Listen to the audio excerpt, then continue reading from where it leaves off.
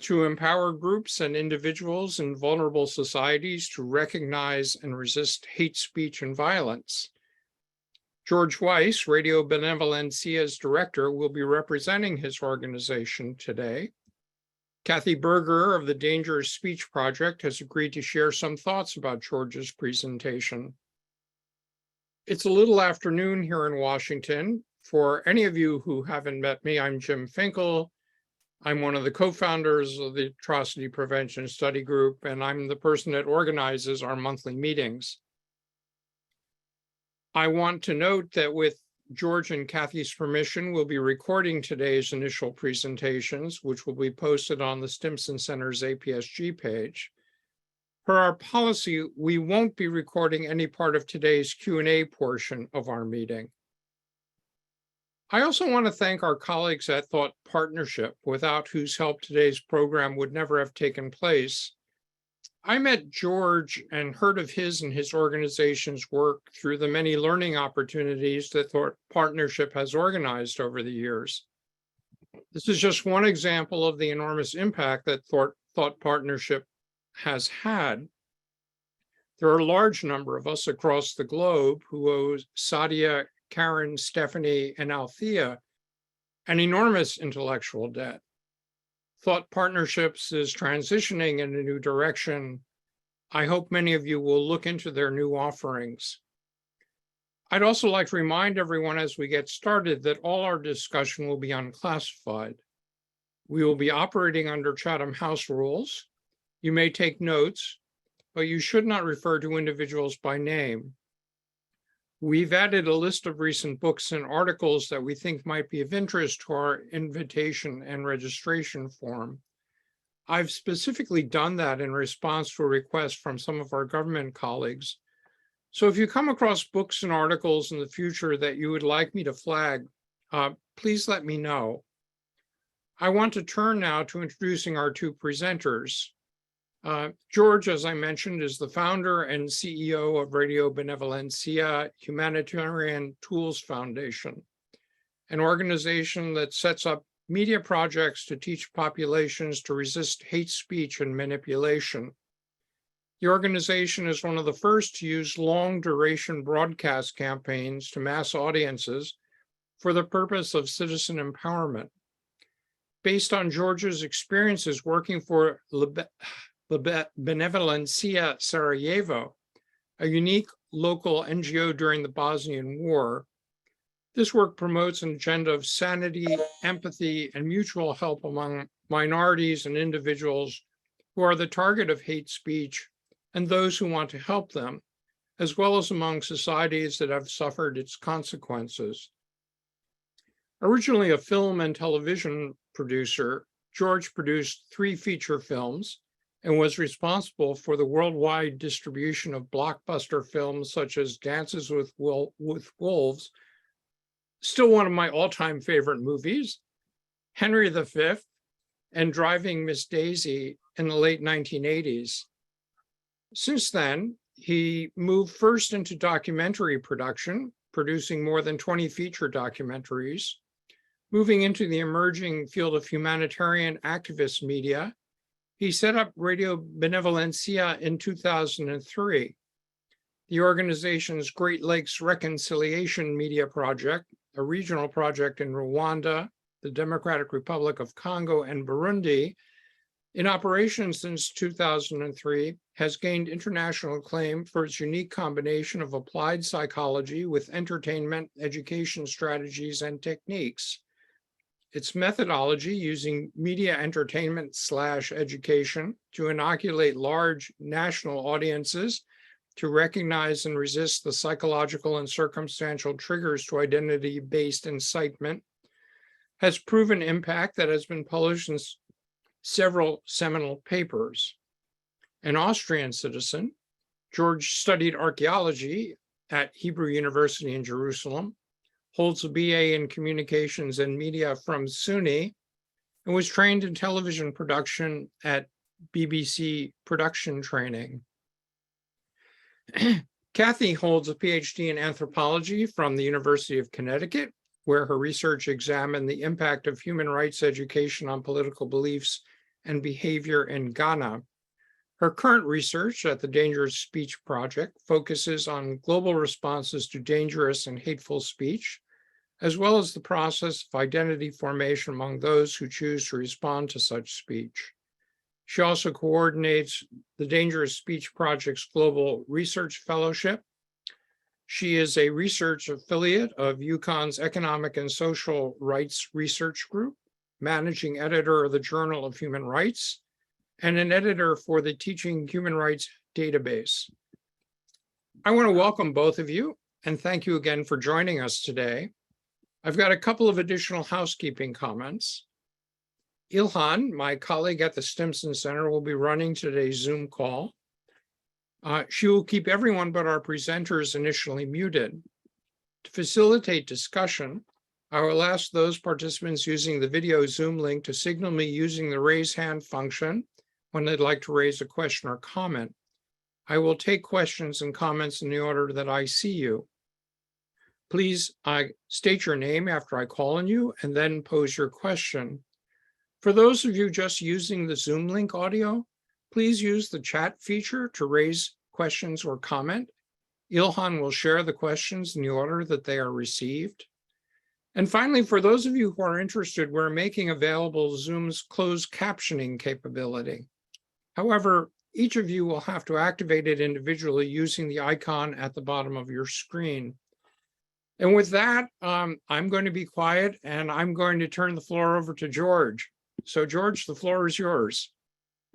Okay, thank you, Jim. So first of all, thank you very much for inviting me and my organization for this presentation and for getting Kathy to comment on it. I think that's a great combination. And also congratulations for pronouncing the name Benevolencia so easily and often. I mean, we have kind of a tongue breaker name, first of all, and I don't know how that, this happened because, well, I'll explain more. I'll just start sharing my screen. I also didn't really have time to rehearse this presentation, so you might excuse me for rambling on sometimes a little bit too much or something like that. But let's anyway go ahead. So here we go. And I'll put on the slideshow menu. No, where are we here? Okay, from the start. All right. So first of all, I'll use this in order to explain a little bit of the backstory of La Benevolencia. This, as you can see, this kind of Hebrew-sized writing was underneath a menorah symbol, which is actually the symbol of La Benevolencia Sarajevo. This was a special case of a minority during the Bosnian War, 1992 to 1994, 95, where Jews were considered as neutral intermediaries between the warring fronts. There was relatively little anti-Semitism in Serbia, especially, and the Muslims, the Bosniaks in Bosnia, in Sarajevo, were very glad to have any help they could get, and the Croatians were intent on polishing up their image. And so actually they employed what was left of the Jewish community. The Israelis flew out most of the 3,500 people that were part of this Jewish community to Israel at the beginning of the war and left about 70 people there. And those 70 people very quickly were used since they didn't belong to any of the warring sides and had no stake in the war. They were used as people running between the fronts with white flags. And as they realized their neutral status, they started to write in their Serb, Croat, and Muslim friends into the community, which subsequently grew again to 800 people who, as Jews. And they also smuggled out approximately 3,500 Serb Muslims and Bosniaks out of the besieged city to the coastline in buses that were marked. It was the JDC, the joint, that helped in this activity, and so they were marked with the Jewish menorah symbol, and they actually could get through, even when the UN could not get through. There was also one famous incident where actually the guide betrayed the buses of the Benevolencia, and they found themselves in a situation where actually the bus was driving towards a barricade, and that barricade was manned by a Croat extremist militia that were all decked out in SS suits and little video cameras on their machine guns. And as they saw the bus coming, they shouted at the guide, "Jews, why are you bringing us Jews? You know we're not allowed to touch them." So this was really a special thing. It was kind of a reverse Raoul Wallenberg operation, and I was very much attracted to that kind of usage of one's ethnic background in order to help other people. Like, I think Jews are really the minority that has the longest experience in being persecuted, and how to deal with that and how to empower yourselves lately. So I worked for them. I set up a support network for them in between 1992 and 1995. I was there, and while being there, since I was a television producer, I devised a program idea for people who basically do not want to speak to one another, Serbs, Croats, and Muslims. The televisions were still functioning. You could organize television discussion programs. I decided to devise this program based on the propaganda that each side was using. So it was kind of a sideways movement, not telling people what happened in their situation, but it was talking about Nazi Germany and discussing how the Weimar Republic ended and the Nazis rose to power, and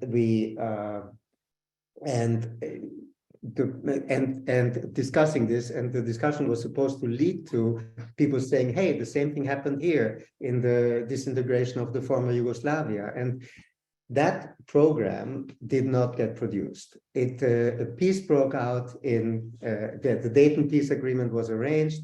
The Bosnian War sort of ended. And that, of course, was also the end of the initial humanitarian activity that I had organized. And so this program concept lay dormant for a long time, and until I picked it up again in the beginning of the 2000s in order to set up a program that was going to work against, a television program that was supposed to work against racism and persecution and hate speech in Europe. But in order to do this, I contacted, well, let's just see, as I said, I didn't rehearse this presentation yet. So here, actually, in this presentation, it goes straight to the point, straight to our activities in Africa. And so let's just see. I contacted, in order to produce this program in Europe, I contacted psychologists who specialized in comparing the different genocides that happened during the 20th century, and had synthesized the psychology of perpetrators during the these genocides, the Armenian genocide, the Nazi genocide, the Holocaust, and the Cambodian auto-genocide, and different other instances of genocide that were more societal, like the behavior of the junta in Argentina. He set them up as parallels where you could see that actually the playbook was the same for every one of them. And so I contacted this psychologist, and his name is Erwin Staub, and he set up the peace psychology program at the University of Amherst in Massachusetts. And he was busy in Rwanda at the time. He had been invited by the Rwandan government to teach his subject matter to the Rwandan government. We then threw away the television concept, and we saw that there was need in Rwanda to start working. And we also switched the format of what we wanted to do. Hate Course in 10 Lessons, the program was called.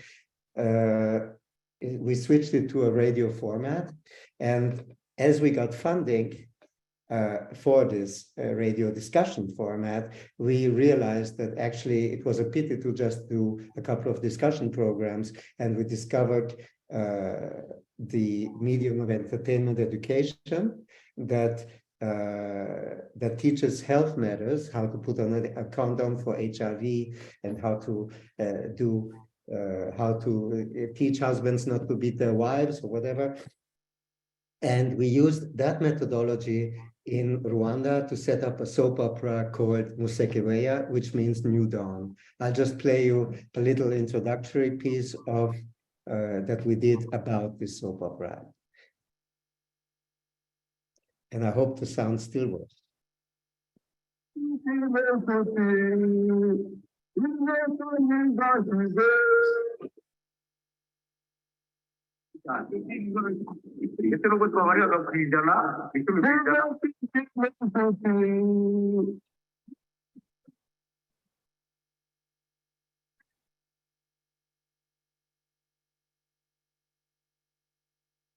Rwanda, 20 years after the genocide.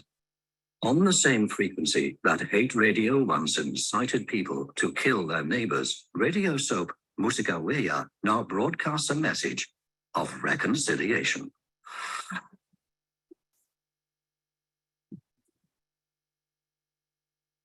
Every week, thousands of Rwandans tune in to follow the story of two villages that are trapped in a downward spiral of jealousy, hatred, and violence.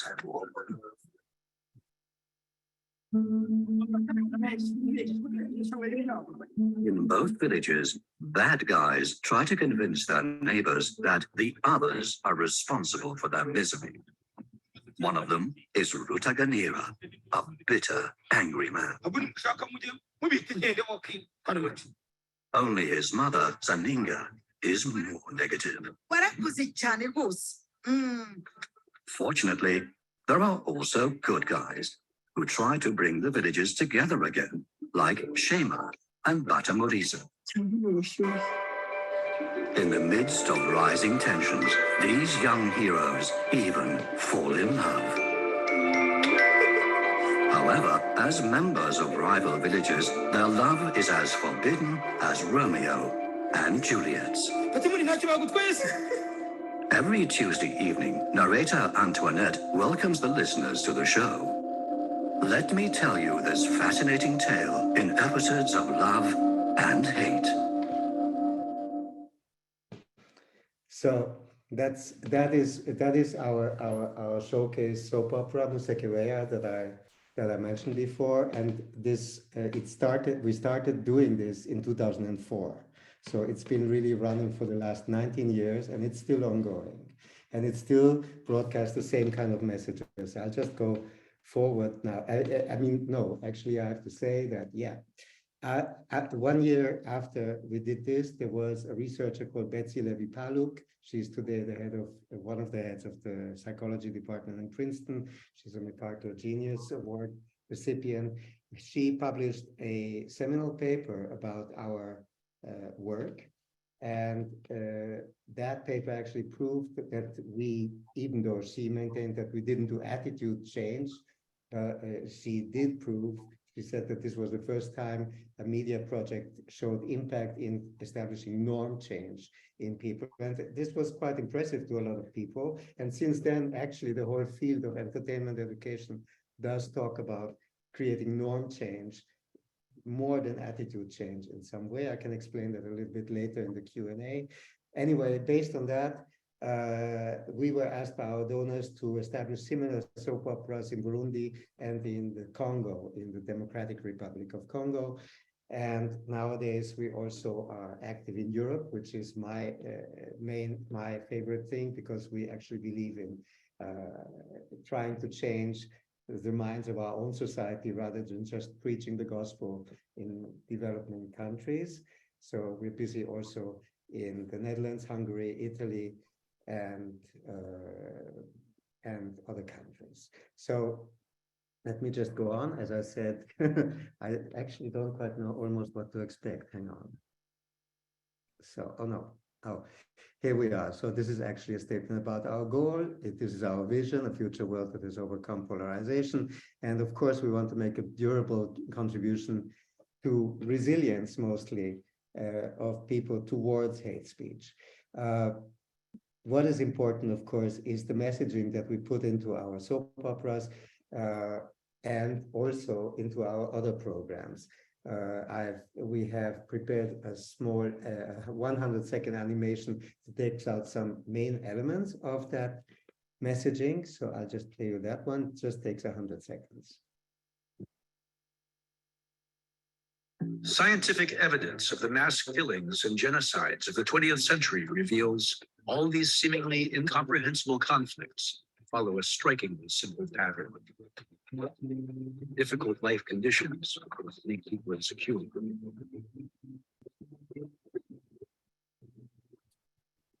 Search for security. Individuals seek the comfort of a group. The group looks for deliverance of their problems. Unhealed wounds of the past can lead them to scapegoat another group. Those who are the loudest in scapegoating another group often become the group's leaders. The leader creates a vision of a better life and presents the other group as the main obstacle to its fulfillment. The scapegoat is devalued more and more, leading to acts of violence. Hurting others make people feel bad or morally wrong. To feel better, they justify their actions by changing their moral beliefs. The more witnesses to all this remain passive, the more the perpetrators are affirmed in following their path. Hostility and violence increase. If war breaks out on top of this, it may lead to genocide.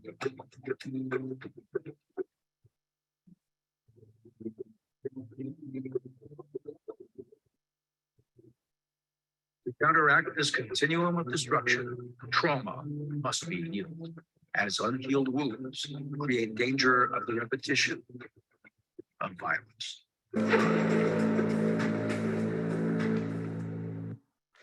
Right. So this actually, like I said, is a very simplified version of our messaging.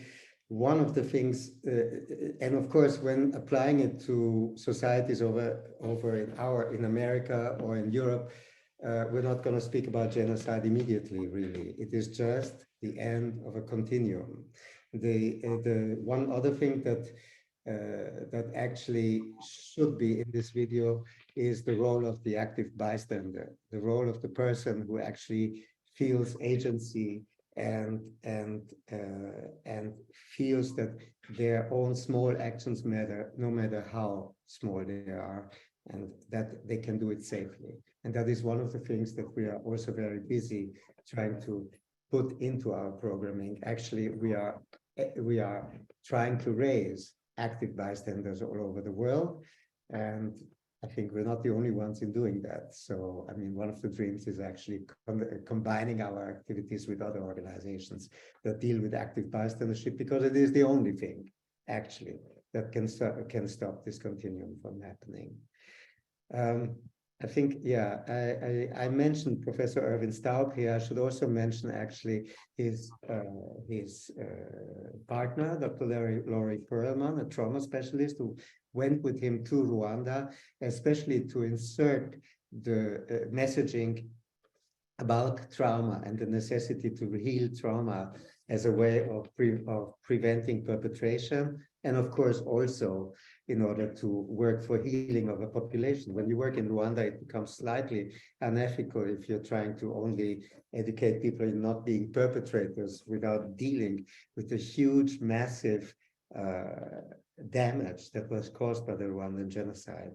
As a matter of fact, our donor funded Musekeweya, that you saw in the beginning of this, our first soap opera, because in Rwanda, there was an ongoing process at the time in 2004, which was called the Gacaca process, which was a village tribunal process for which 14,000 judges were trained to work in, 110,000 judges were trained to work in about 14,000 villages where the genocide had occurred. And the rulers were very apprehensive at the time of the re-traumatization that this process was going to bring to Rwanda. And they thought that our radio soap was a good way to deal with that. And as a matter of fact, we still received hundreds of messages every week from our audience thanking us for a sort of healing effect that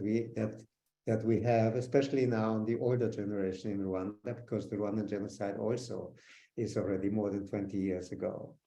So to go on with the presentation, where am I? Yeah, here we are. So just another little repeat, difficult life conditions.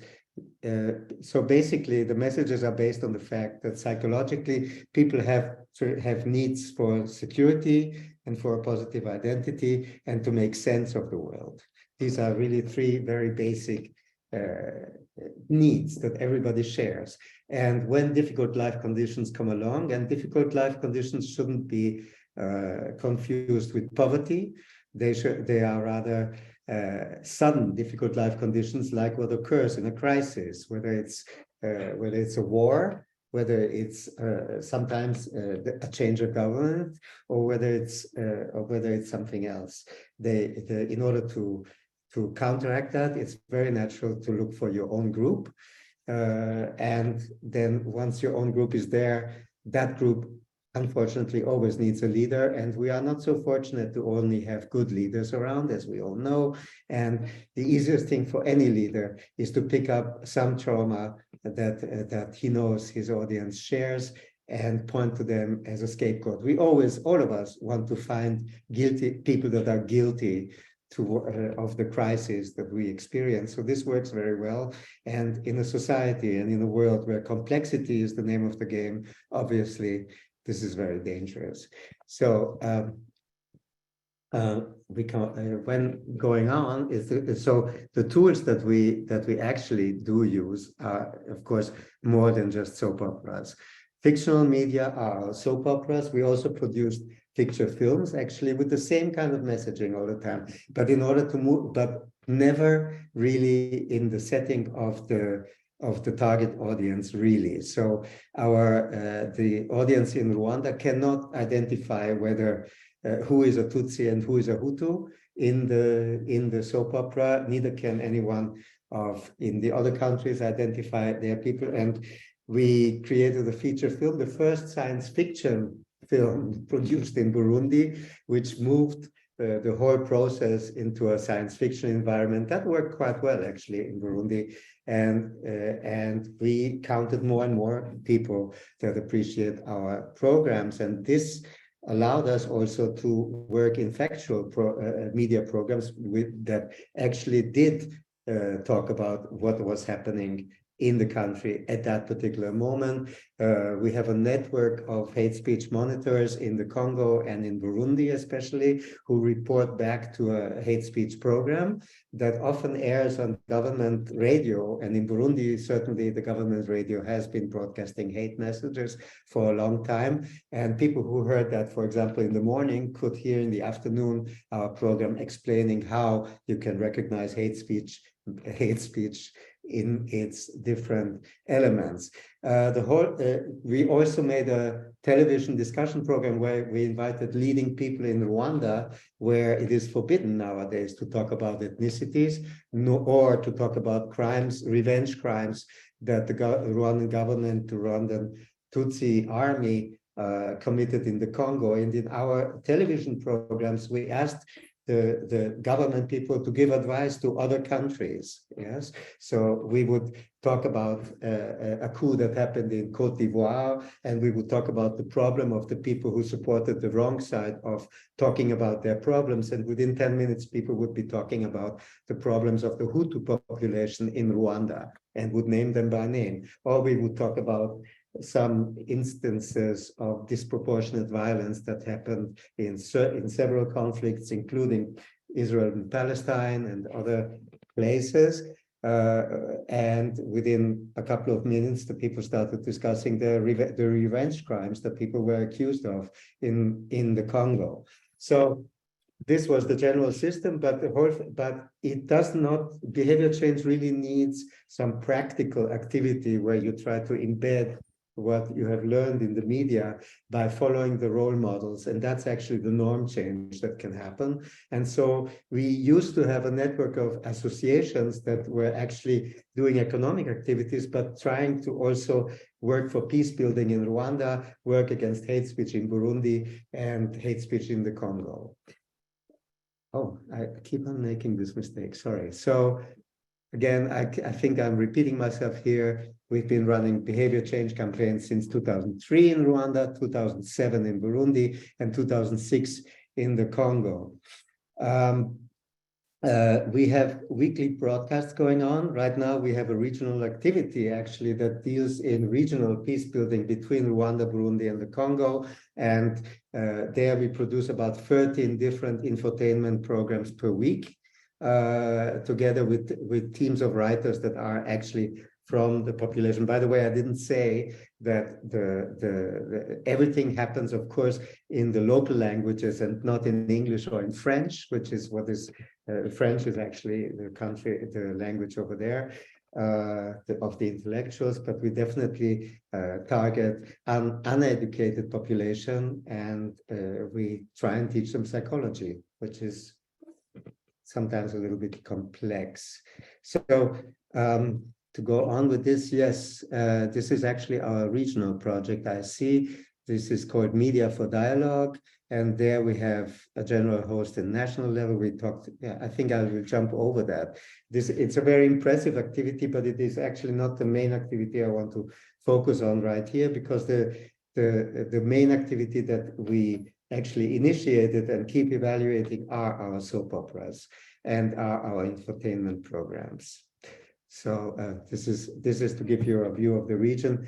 If you don't know, I don't know how well you know Africa. I don't have a complete picture of Africa here, but Lake Victoria is known as the place of the sources of the Nile. And you have these two countries, Rwanda and Burundi, next to it. And all this is the Democratic Republic of the Congo. You will see this here. So yeah, this is still about our regional project.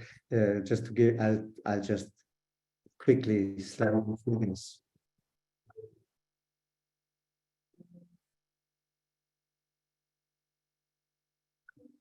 These are some of our staff actually running debates in the place. And then there was a cultural festivals that we organized. Actually seeing that all this is in French, I'll actually spare you that one, I think. Wait a second. There is a lot of discussion going on. People talk in French, and these are our facilitators. And then here's the actual cultural festival. There are several cultural festivals that we actually do, and I will not play you the nice music. Okay. Some people dance better and some people dance less good. But this is a very Congolese way of making music. So actually, this was that. And I think I'll go over then to Europe. No, actually, I think there must be some impact results later on. It might be more interesting. I'll go back to this later on. Oh, impact. So with our soap operas, this is just to give you a little sampling of that.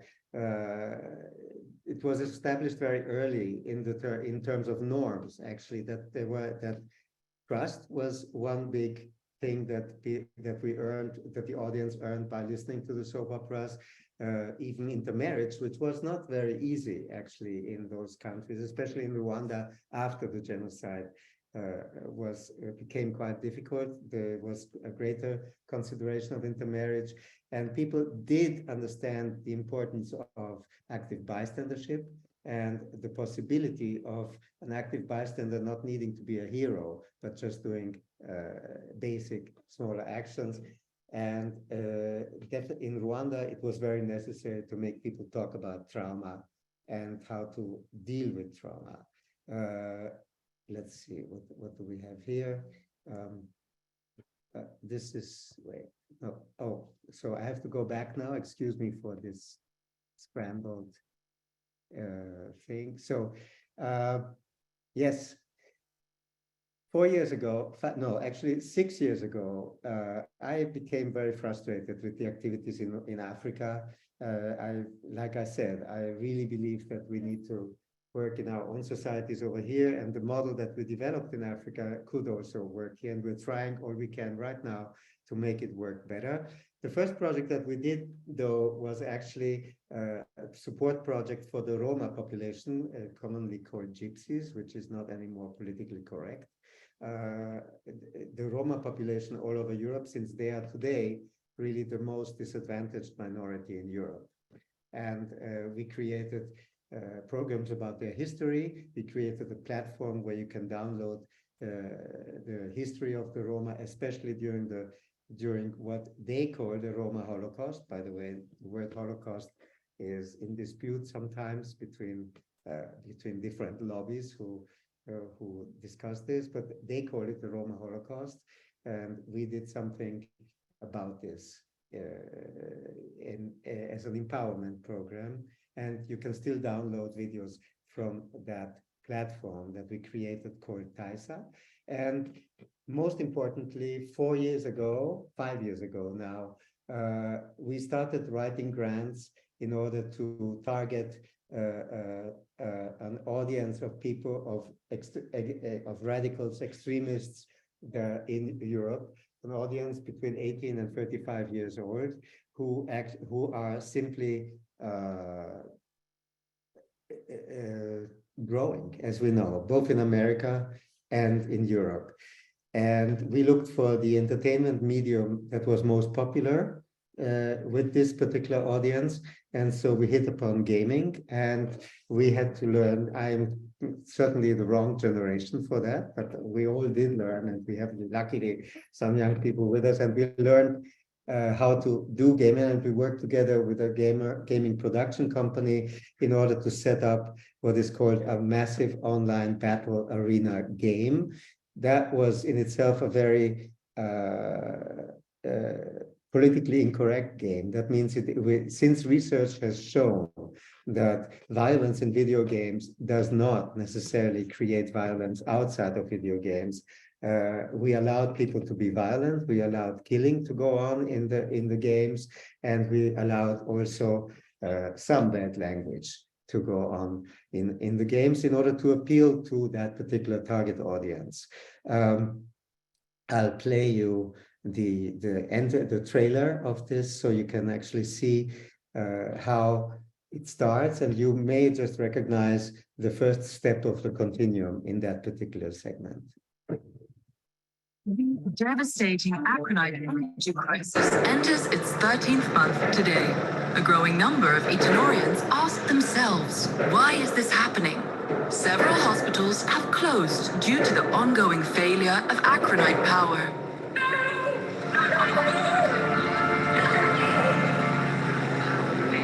And is likely why Aldrin crime is on the increase again this year.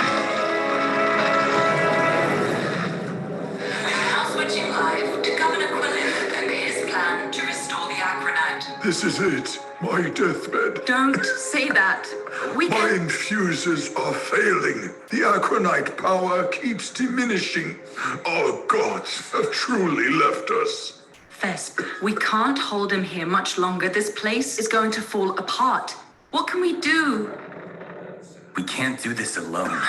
I wanted to give you everything, but all we have is chaos and fear.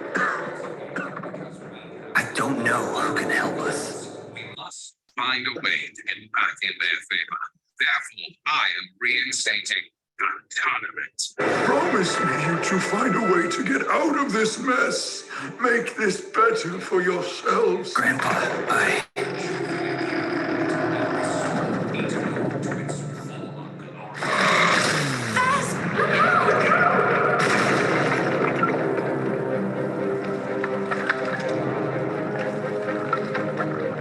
Grandpa, no!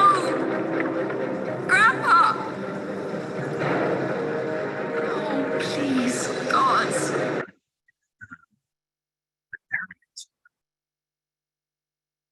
I'll go. Here, at least take this. May it give you strength in darker days. I promise I'll make things better.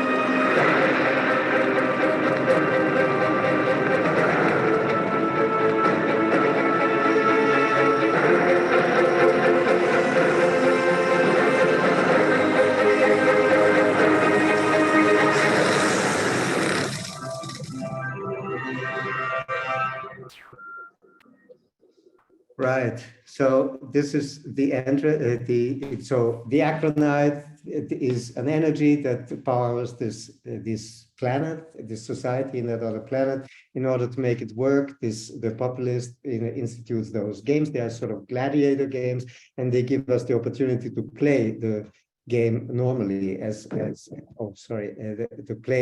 to play the game, which is taking place in an arena. I think I don't have time, but I could show you a trailer of how the game actually works.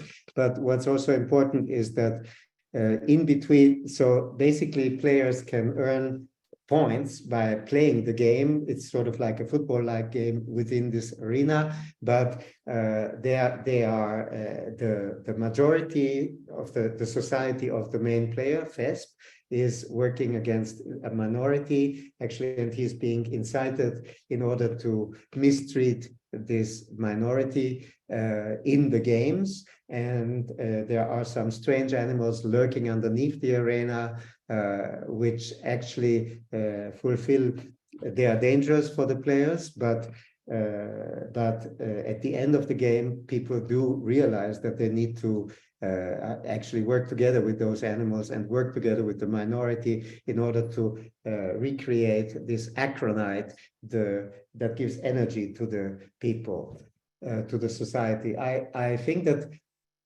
so, and in between you have cutscenes that teach people a little some behavioral lessons.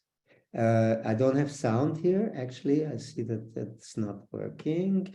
And well, so then unfortunately, the sound is not working on this one, so I can't show you exactly what's happening. You will notice that the mouths of the people are not moving. The animation is very rudimentary because we only had a budget of 500,000 euros to do that, which is roughly, it's roughly $550,000 or a little bit more. And we're competing with games that have budgets of between 40 to $100 million. So as far as here's the choice actually that's being presented to people. This was now a scene where actually he had to move against a woman. He could join his teammates and mistreat her. He could tell his teammates to let the woman go, or he could actually just walk away. And it's important to say that in this game, we did every effort we could to disguise the fact that we were trying to teach the audience a lesson, because obviously they would not want to be taught a lesson. So the game actually has 4 different endings. You can end, or 3 different endings. You can end by massacring the majority, you can end by massacring the minority, and you can end with peace building. And you might win the game by points if you massacre people, but you will not restore the energy. It's only when you do the peace building act that you actually restore the energy, but you don't discover that so quickly. You need to play the game for at least 5 hours and repeat it repeatedly in order to get there.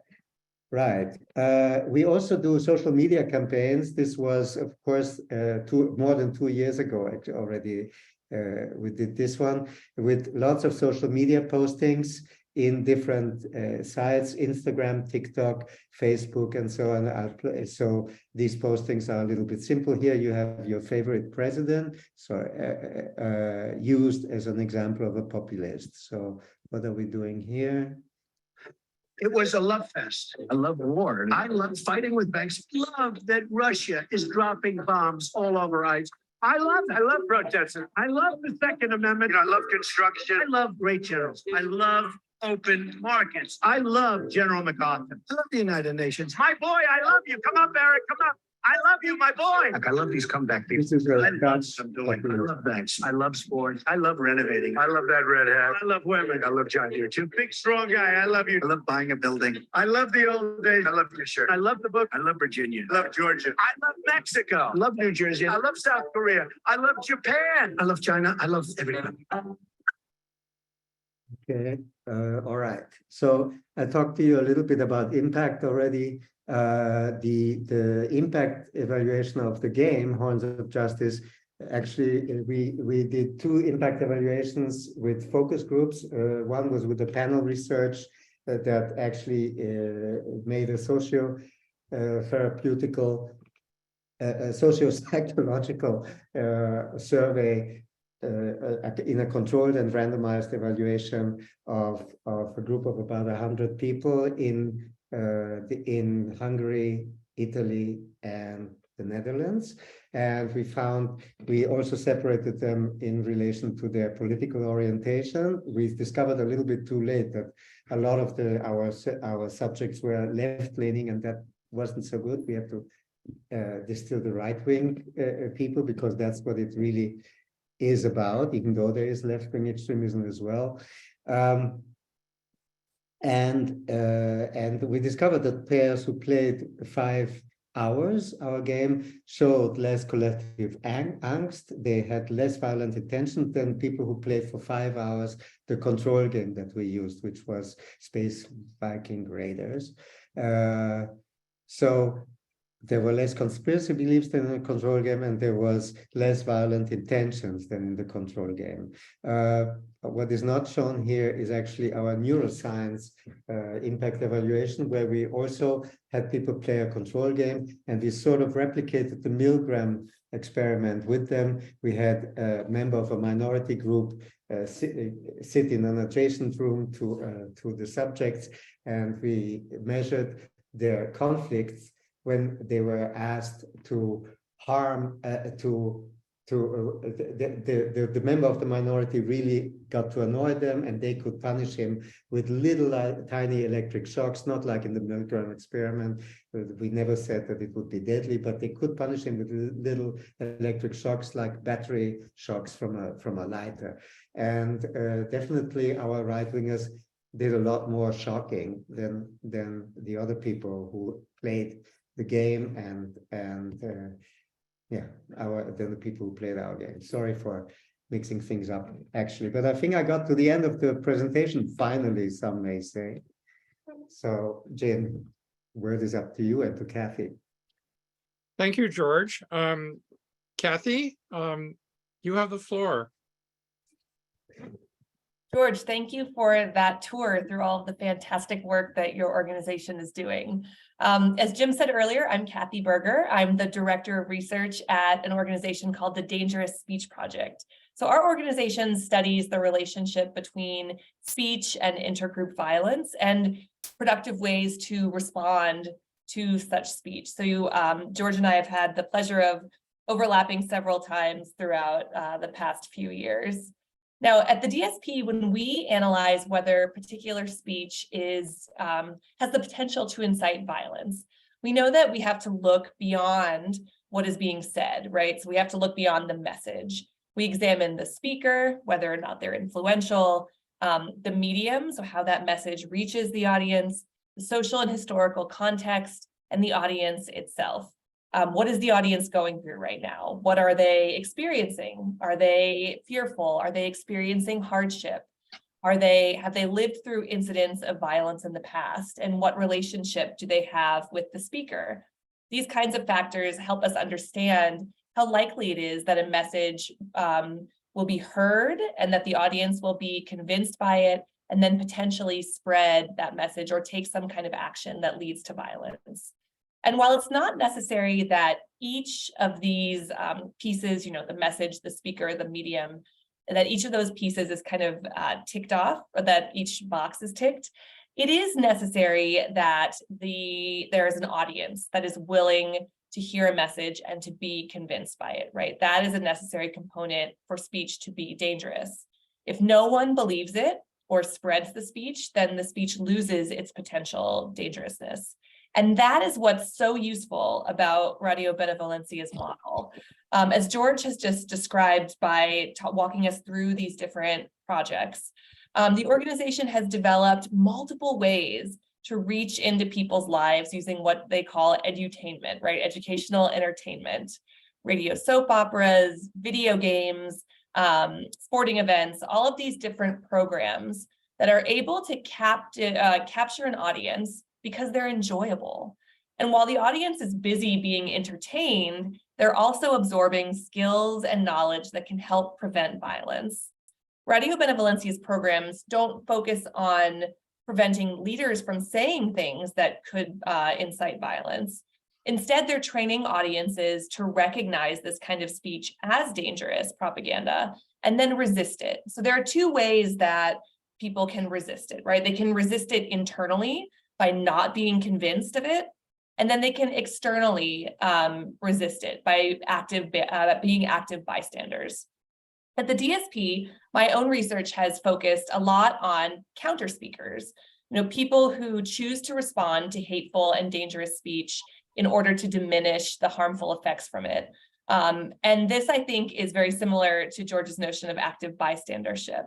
So over the past few years, I've spoken with countless counter speakers, and like Radio Benevolencia, most of them have described primarily targeting the audience, those who are going to hear or read hatred and dangerous speech, and then they have to decide what to do next, right? Are they going to take some action? Are they going to spread that message further? Are they going to ignore it?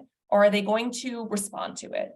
And so for the people who choose to respond, when they talk about their goals, most of them have generally done that in a way that reflects one of two kind of primary theories of change. And I think those are worth discussing here. And George, I'd be interested to hear if you feel like these resonate with the work of Radio Benevolencia as well. So the first is that by speaking to the audience, you're targeting people who likely don't have as extreme of beliefs as those who are already spreading dangerous and hateful speech. This group is sometimes referred to as the movable middle, right? The people who haven't yet made up their minds about an issue and therefore are more easily persuaded. Reaching them and inoculating them, I think I've heard you use that term before, George, against this propaganda is therefore especially important to prevent them from being persuaded by the dangerous speech. Now, a second theory of change supposes that many people in this audience may already believe the same thing as the counter speaker. They may already believe that it's propaganda that they're hearing, that this propaganda is wrong or dangerous, but they may not feel capable or brave enough to respond. Programs like George's that train people to recognize and resist dangerous speech are very useful in helping individuals feel confident in their own knowledge and their own ability to respond. And seeing others respond can decrease the fear and the hesitation that can often come along with this process. So there's a growing body of scholarship on counter speech. And this research suggests that counter speech actually isn't terribly effective at changing the behavior of the people who are posting hatred online, but it is very good at activating more counter speech. So let me tell you what I mean. For example, there was a study that was done by a team of researchers in Slovakia, where they assembled a sample of 50 comment sections that were posted below news articles posted online. And each of these the news articles were about the Roma. And so the comment threads all had anti-Roma comments in them. Now, in half of their sample, they interjected counter speech. And in the other half, they did nothing. And then they waited to see what would happen. There wasn't a detectable difference in the anti-Roma comments that followed their counter speech in the threads where they did intervene. But in the threads where they had posted counter speech, there were far more pro-Roma comments that followed their interventions than in the threads where they did nothing. And there are several other studies that have had similar findings. My own ethnographic work on counter speakers has revealed that people are often afraid to respond alone, to be the only dissenting voice. This can make people the targets for retribution. And it's also an additional mental hurdle of feeling confident in your own views when you see that everyone else is saying one thing and you're the only one that disagrees. But when others respond, or when there are collective trainings on how to respond and you know other people agree with you on certain issues, it becomes easier. And this is kind of interesting, right? Because it goes against what some of the findings about the bystander effect have shown, right? So the bystander effect suggests that once one person intervenes in person, right, comes to help, other people are discouraged from doing so. They're less likely to also jump in and help.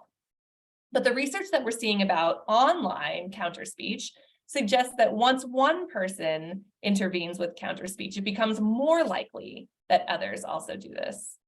This is another place where I feel like Radio Benevolencia's programs offer an opportunity. So many of them are collective in nature, right? They're either bringing people together in a group, or many people are having a collective experience of listening to one of these soap operas or playing a game. By having these collective experiences, there are groups that could be formed where they can support one another. And so they don't have to kind of do this work of being the dissenting voices alone. So I'm going to end my comments here so that we have plenty of time for a rich conversation. But I do want to conclude with one question for George. So I'm wondering if you could speak a little bit about polarization and kind of at what stage of polarization your organization's programs are best suited for. And related to that, if you've ever had issues, if you've ever faced issues of being seen as inauthentic or propaganda. I know you mentioned in your comments with the video game that you wanted to disguise the fact that you were trying to teach a lesson, right? I think as I was reading and preparing for this talk, I kept thinking about how would these programs go over in the United States, right? And I kept thinking that it's possible that they would be, criticized or rejected as being part of kind of the woke media or as something that had an agenda. And I've certainly heard other counter speakers that I've worked with talk about facing these challenges, especially when they're part of larger kind of coordinated efforts. So I'd love to hear your thoughts about that. Thank you again for the presentation. I always feel lucky to get to hear all the great work that you're doing. And I'm lucky to hear the comments, Kathy, and the questions, which are very good questions. So, okay, just quickly so that people also have time for question and answers, if there are any questions and if there are any answers. So, wait a second. You asked about at what stage is polarization and how and should we face what was the question with being accused of wokes about? Yeah, my general thought was that when societies become so polarized that even their media environments are polarized, where they're not getting their information from the same places, do your programs have you ever faced criticism of kind of already being on one side, right? Do these kinds of interventions still work if people see the other group's media as fake or not trustworthy, things like that? So I think you're right. People do not. I think media audience. We shouldn't think that media audiences are not clever and not as clever as we are. So definitely the possibility is there, especially in Europe and in America. In Africa, you have a slightly different situation because, first of all, in Africa, there is much more. These are much more communal settings. That means people tend to believe their leaders, and radio is sometimes the voice of God. So you have much less of a critical audience, even though you do have a critical audience. But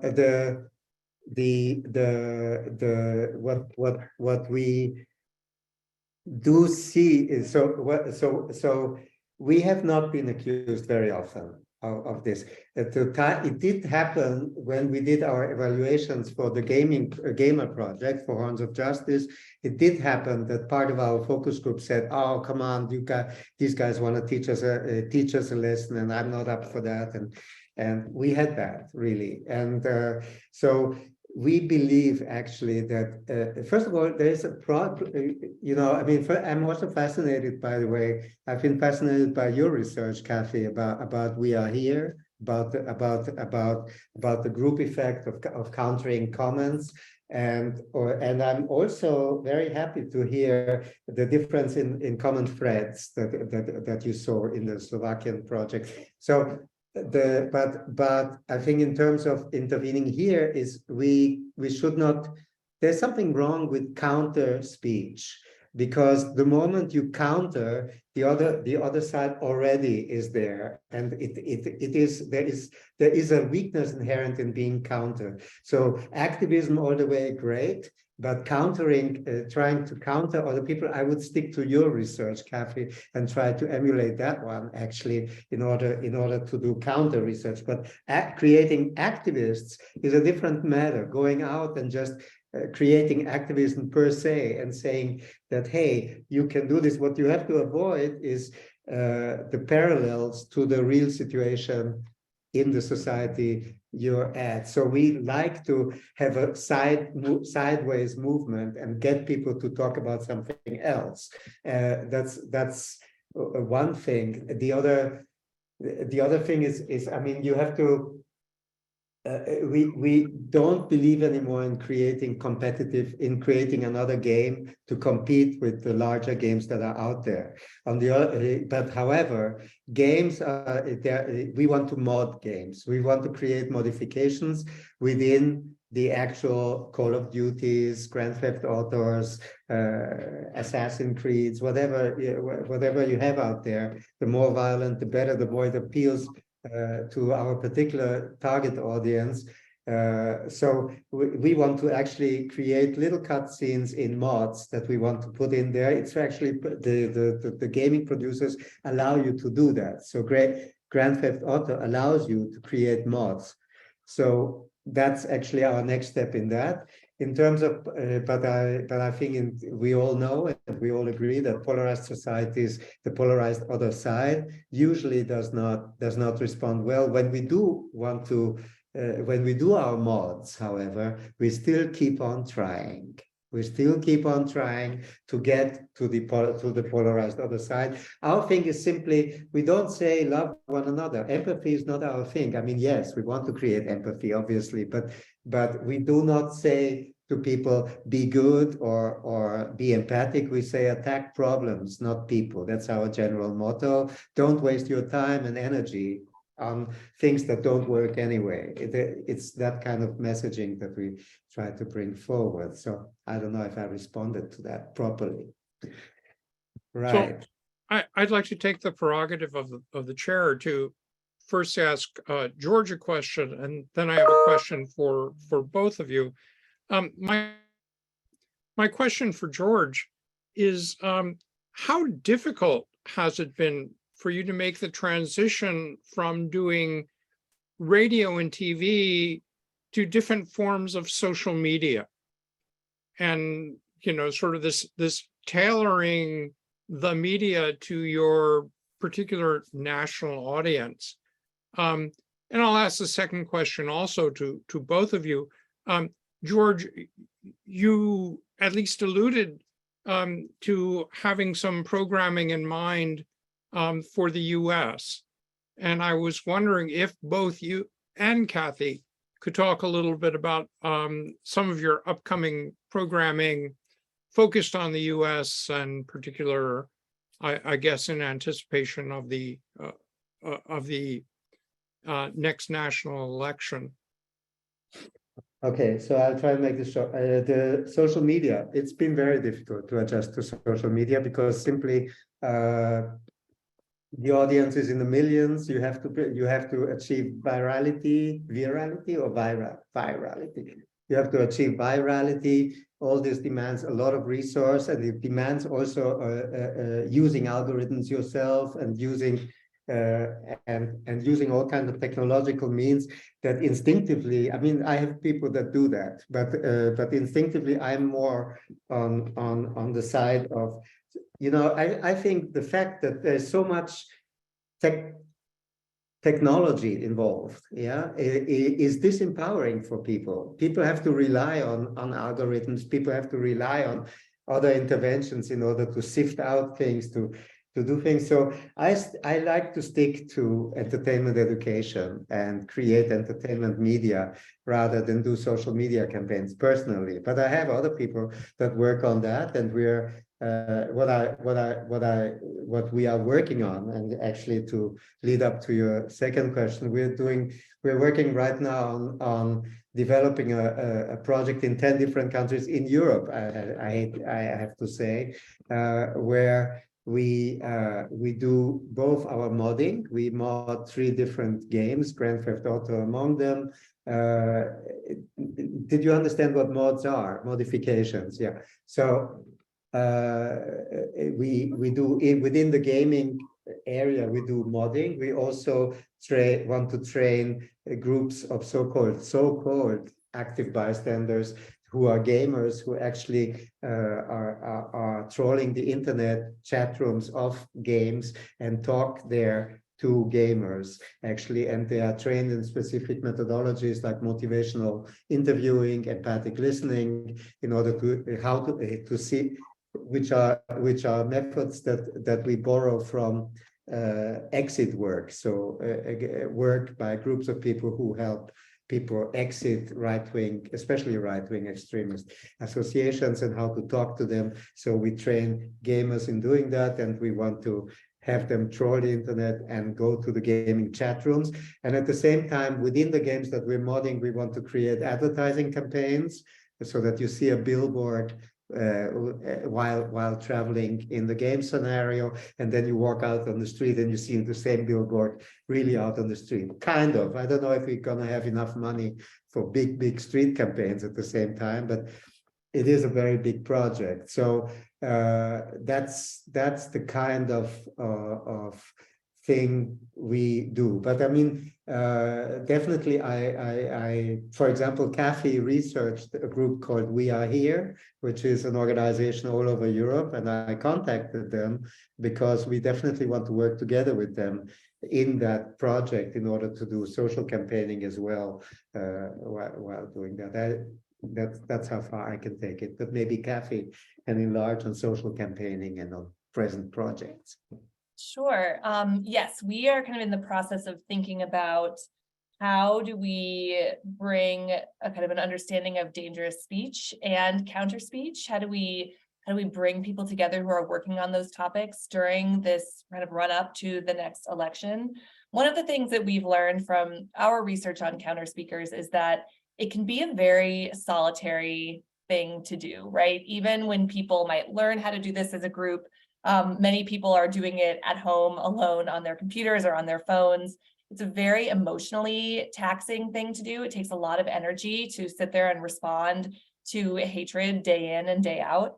And one program that we have done in the past with counter speakers is find ways to bring them together, to share knowledge and to share best practices, to help them create connections so that they can amplify each other's work. And so we're working on putting together kind of a working group or a coalition of US counter speakers right now, who are all working on very different topics and in different places. Some of them are, very kind of hyper local, working as peace builders in a particular town. Other people are working on specific issues like anti-LGBTQ speech, trying to counter those messages or disinformation, things like that, bringing them together on a frequent basis, which is kind of paired with teams of researchers that we're organizing to look and document dangerous speech as it's happening. And so to connect the knowledge about dangerous speech with people who are actively intervening online in various places and have, thousands of followers, but maybe different followers from each other, and finding ways that we can put those people together, put the knowledge about the harmful speech together with the people who are trying to challenge it. So that's one thing that we're trying to do. There are lots of counter speakers that are out there, right? There's even a group of this group that I studied called I Am Here, which started in Sweden and now is present. It's active in 16 countries. There's one in the United States, right? So there are networks of people who are doing this work already. The secret, I think, is kind of connecting them with each other, helping them amplify each other's work, and kind of trying to provide support where we can. Right. So I have a question from Natasha that I think is directed at George. And Natasha's asking, have you made attempts to partner with corporations who create video games or big film producers to see if they would incorporate these types of messages and content into what they're producing in order to be able to reach even a larger audience? Right, reaching a larger audience is really the name of the game, and so yes, we are constantly pitching Horns of Justice, for example, to big game publishers, big game producers, in order to convince them that we are not killing their entertainment effect. Yes, this is the main thing, because actually people do not, especially this new media industry that is the gaming industry, they live very well on people just having fun, as they say, and part of the fun is doing politically incorrect things. So I was just looking at the message. So basically, the first thing we have to do is make sure that game producers know that they can incorporate cutscenes in between the action in their games, in order to make people aware when they are feeling afraid and how vulnerable they are at that point, and encourage them not to make the wrong decision to deal with their fear and become an active bystander, which is the thing we have in common with. So basically, so the answer is yes, but not with a lot of success yet. We have to. There are people that are interested in financing this kind of effort, but a lot of lobbying needs to be done, because you're up against a lot. Now, if you are talking about film production, that's even in some way it's well, you know, you have nowadays the adaptation of The Last of Us, for example, of a game on Netflix. I mean, you see there how basically it works. You can incorporate some lessons in there, especially in actually not in film, not in cinema film per se, but rather in series. I think the danger with films would be that, again, people suss out very quickly what you're trying to do, and that you then have a more intellectual audience, and that's not the audience we're trying to get, except the intellectuals who happen to be ideologues for the extremist side. But yeah, so it's a difficult thing, that, because when you see films that have an absolute good purpose, you notice that the audience watching them isn't your audience, and you have to really, I think you have to really work hard. In Netflix series, I think are great, whatever, well, not only Netflix, Hulu, whatever. That would be the name of the game, and we would like very much to continue working on that. We're lobbying a lot, so if there's anyone with a good connection out there, please raise your hand. Among the 20 people that are still staying with us, congratulations to them. Other questions?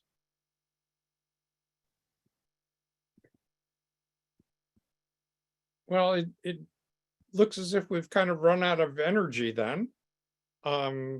George, Kathy, thank you both so very much. That was a really stimulating discussion.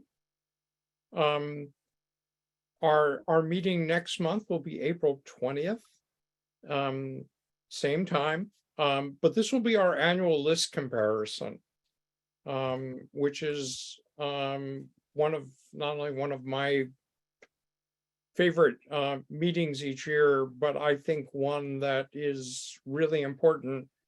So I'm hoping as many of you as possible will be able to join us for that. So with that, have a great rest of day wherever you are, and we hope to see you again next month. I share the PowerPoint. There was a question about sharing the PowerPoint. Will you send it to Ilhan and me, George? Do I have Ilhan's email address? Yes, you should. I can drop it in the chat too, in case that's helpful.